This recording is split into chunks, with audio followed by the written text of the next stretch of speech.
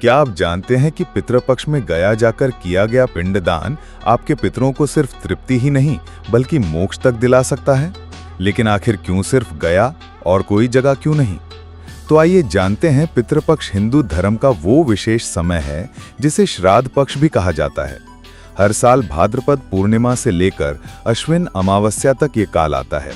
इसे पितरों का समय माना गया है। मान्यता है कि इस दौरान हमारे पूर्वज धरती पर आते हैं और अपने वंशजों से तर्पण, जल और पिंडदान की अपेक्षा करते हैं। पितृपक्ष में किया गया श्राद्ध उन्हें तृप्त करता है और उनके आशीर्वाद से वंशजों का जीवन सुखमय होता है।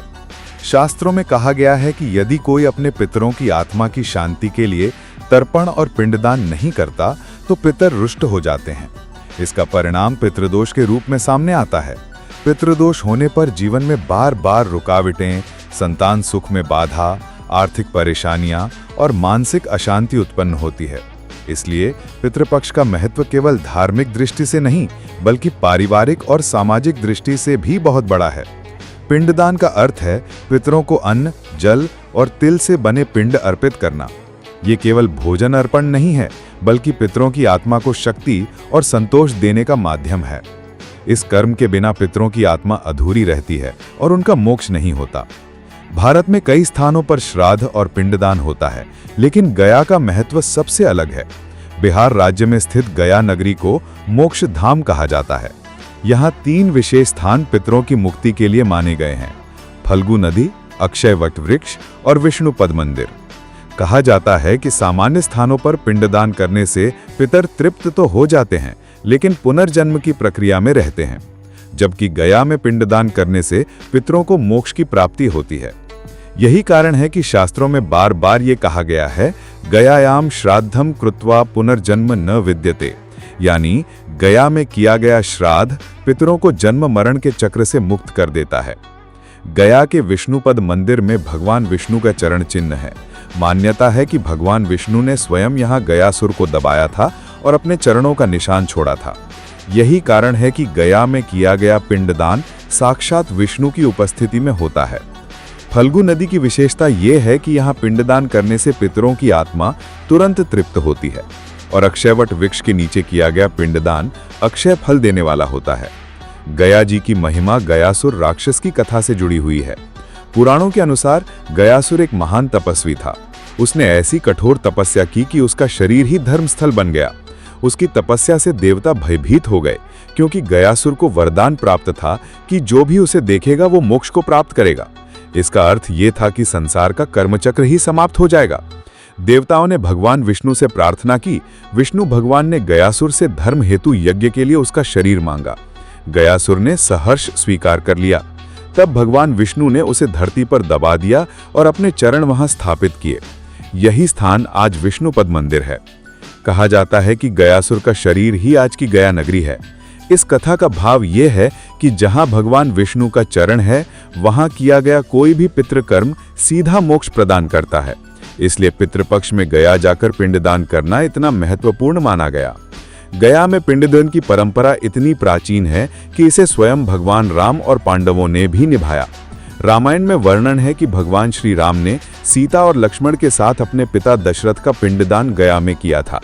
जब दशरथ का निधन हुआ तो उनकी आत्मा की शांति के लिए श्री राम ने विधिपूर्वक फल्गु नदी और अक्षयवट के नीचे पिंडदान किया। ये परंपरा आज भी रामकुंड में निभाई जाती है। महाभारत के अनुसार पांडवों ने भी अपने पितरों के लिए गया में ही पिंडदान किया। भीम, अर्जुन, नकुल, सहदेव और युधिष्ठिर ने यहाँ आकर अपने पूर्वजों का श्राद्ध किया। इसका अर्थ ये है कि केवल आम लोग ही नहीं बल्कि भगवान और महापुरुष भी पितृपक्ष में गया जाकर पिंडदान की महत्ता समझते थे। गया में पिंडदान की प्रक्रिया बहुत व्यवस्थित और परंपरागत है। सबसे पहले श्राद्धकर्ता तीर्थयात्री फल्गु नदी के घाट पर स्नान करते हैं। फिर वे अपने पितरों का नाम लेकर तर्पण करते हैं। इसके बाद तिल, चावल और जौ से बने पिंड तैयार किए जाते हैं। इन पिंडों को कुशा पर रखकर इतरों को अर्पित किया जाता है। दूसरे चरण में अक्षयवट वृक्ष के नीचे पिंडदान किया जाता है। अक्षयवट एक प्राचीन वृक्ष है जिसे अमर माना गया है। यहाँ किया गया पिंडदान कभी नष्ट नहीं होता और इसका फल सदैव मिलता रहता है। अंत में श्राद्धकर्ता विष्णुपद मंदिर पहुंचते हैं। यहाँ विष्णु के चरण चिन्ह पर पिंड अर्पित किया जाता है।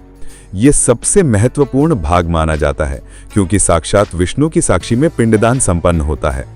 गया में पिंडदान की ये परंपरा विशेष पुजारियों यानी पंडा समाज के मार्गदर्शन में होती है। कहा जाता है कि यहाँ पिंडदान करने से पितर चाहे प्रेत योनि में हो या किसी भी अन्य लोक में उन्हें मुक्ति मिलती है। पिंडदान केवल एक धार्मिक कर्मकांड नहीं, बल्कि यह हमारे पूर्वजों के प्रति श्रद्धा और कृतज्ञता का प्रतीक है। जब हम अपने पितरों को स्मरण करते हैं तो यह हमें हमारी जड़ों से जोड़ता है। यह याद दिलाता है कि हम आज जो कुछ भी हैं वह हमारे पूर्वजों की वजह से हैं। गया में पिंडदान करने से न केवल पितरों को शांति मिलती है, बल्कि पूरे परिवार पर सकारात्मक प्रभाव पड़ता है।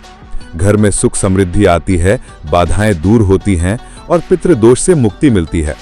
आध्यात्मिक दृष्टि से देखें तो यह कर्म हमें यह सिखाता है कि जीवन केवल वर्तमान तक सीमित नहीं है, बल्कि यह हमारे पूर्वजों और आने वाली पीढ़ियों से जुड़ा हुआ है। जब हम पितरों के लिए श्रद्धा भाव से पिंडदान करते हैं तो उनके आशीर्वाद से हमारा जीवन भी आलोकित हो जाता है। दोस्तों, पितृपक्ष केवल कोई परंपरा नहीं है, बल्कि यह एक गहरा आध्यात्मिक अवसर है। गया जी जाकर किया गया पिंडदान पितरों को परम शांति देता है और हमें उनका आशीर्वाद। यही कारण है कि हर साल लाखों लोग देश विदेश से गया आते हैं और अपने पितरों के लिए पिंडदान करते हैं। यदि आप भी चाहते हैं कि आपके पितरों की आत्मा को मोक्ष मिले, आपका परिवार सुखी और समृद्ध हो, तो एक बार गया जी जरूर जाइए।